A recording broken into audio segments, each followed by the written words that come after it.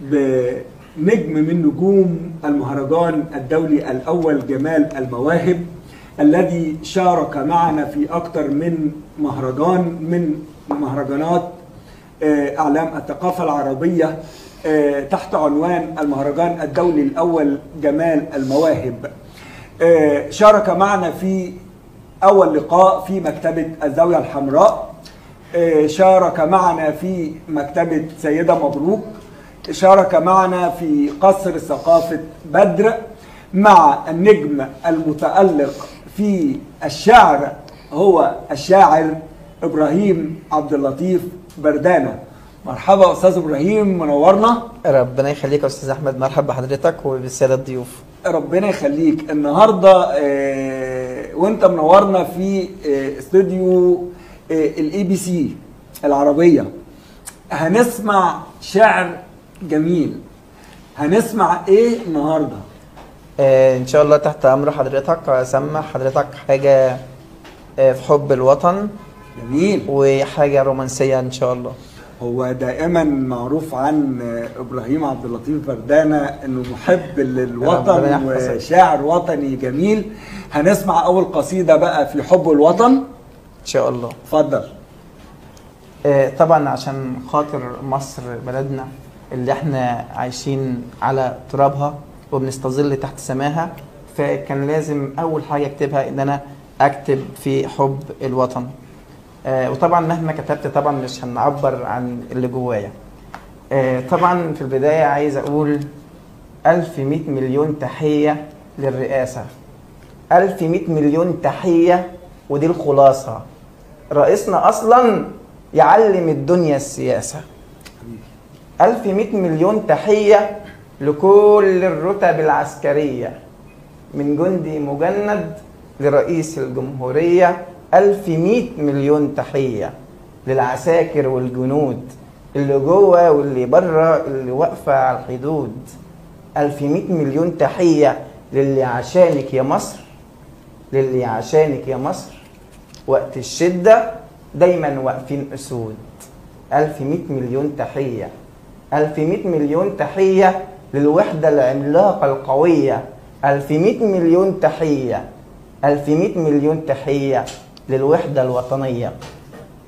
تحيا مصر، تحيا مصر في كل عصر الله عليك. قست عشان تبني كيان مصر بإيديك، وبتبني فيها وبتفديها بنور عينيك. ياللي في وسط دموع وأنين رفعت راس المصريين. احنا معاك، احنا معاك بالملايين. احنا معاك يا ابن بلدنا، احنا معاك تحميها لولادنا. احنا معاك من كل مكان، عايزين مصر خير وأمان، وفداها روحنا احنا كمان. شهداء، شهداء وضحوا بدمهم عشان دي مصر أمهم. يا ريتني واحد منهم. دي فرحة مصر بشعبها، رجالة بتضحي بدمها. مصر بلدي، مصر بلدي، مصر بلدي بحبها. مصر بلدي بحبها من جوه قلبي اخلص لها، وفي كل وقت بشتاق لها من كل لحظة أنا عشتها. بحبها واشتاق لها واكتب لها واقول لها كلمة بحبك مش كفاية، كلمة بحبك مش كفاية، ياللي حبك جوه قلبي ملوش نهاية. كلمة بحبك صدقيني مش كفاية، وانتصارك عندي غاية. يم القلوب الطيبة مني تملي قريبة، بلد الهرم والنيل شعبك كريم وأصيل. عمرك يا بلدي في يوم ما تعيشي في عذاب وهموم. عمرك يا بلدي في يوم ما تعيشي في عذاب وهموم. سكنك أكيد جوايا، سكنك أكيد جوايا. شكرا حبيبي يا تحت أمر حضرتك. تحت أمر. والحس الوطني دايما بيكون ليه ميزان في الشعر دايما. هنسيب شاعرنا الجميل بعد القصيدة. هقول قصيدة بعنوان أرق من النسيم، اللي عامل على اسمها الديوان بتاعي أرق من النسيم.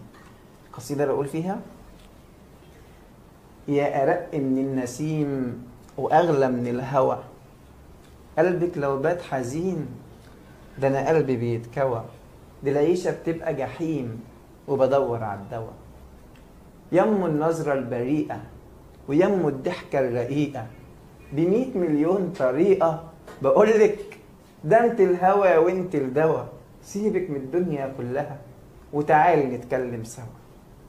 سيبك من الدنيا باللي فيها، ده انا عشت سنين بطول لياليها. كلمة بحبك مش عارف اوصف معانيها. عارفة رغم ما عدى العمر وفات، وبعد ما تعب القلب اهات، عاوز اقولك من سكات والله حبي ليكي خلاني اصنع معجزات. لان جوايا ليكي حاجات مش عارف اوصف معانيها. يا ست البنات، يا قلب نضيف وطاهر ما يعرفش المظاهر، عيشي بقلبك، عيشي بقلبك ما تخافيش. ده كلام الناس ما يسويش. قلبي وقلبك يعيش في عذاب وعتاب، إحساس كذاب مبني على غدر الصحاب. يا أجمل ذكرياتي وأرق حاجة في حياتي، تملي وأنا وياكي عارف إحساس هواكي. ده انت روحي وأكتر يا ملاكي. ده كلام الناس كتير وأنا قلبي حب الضمير. ويا رب في نهاية المصير أصحى على الوش السمح الجميل. ويا رب في نهاية المصير أصحى على الوش السمح الجميل. شكرا.